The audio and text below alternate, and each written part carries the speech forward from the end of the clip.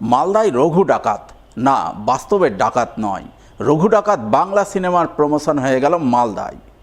আর এই প্রমোশনে অংশ নিয়ে মালদা শহরের বৃন্দাবনী ময়দানের মঞ্চ মাতালেন বাংলা ছবির সুপারস্টার দেব।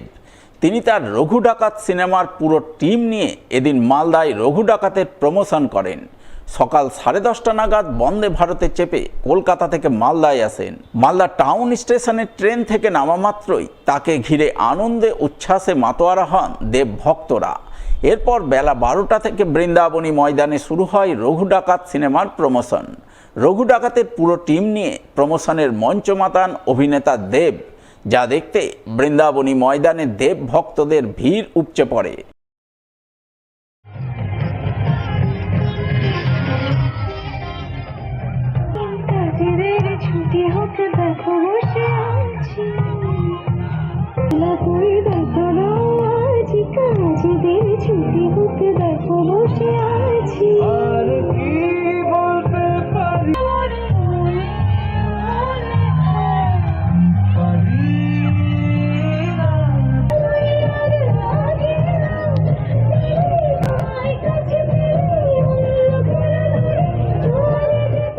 আমি আগের বারে খাদানে এসেছিলাম, যেভাবে আমরা খাদানে ভালোবাসা পেয়েছিলাম মানুষের, আমার মনে হচ্ছে এই ভালোবাসাটা ফেরত দেওয়ার পালা।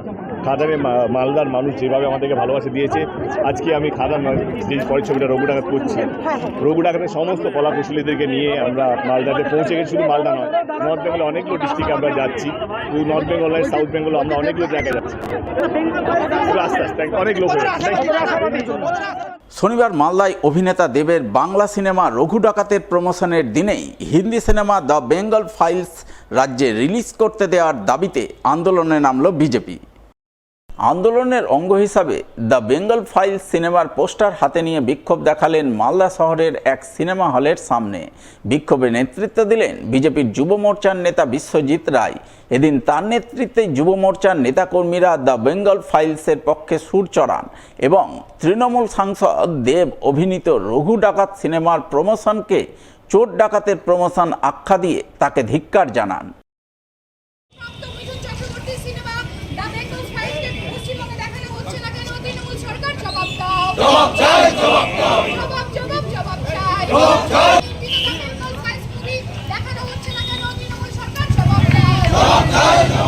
চোর ডাকাতের প্রিমিয়ার চলছে, প্রমোশন চলছে বৃন্দাবনী ময়দানে।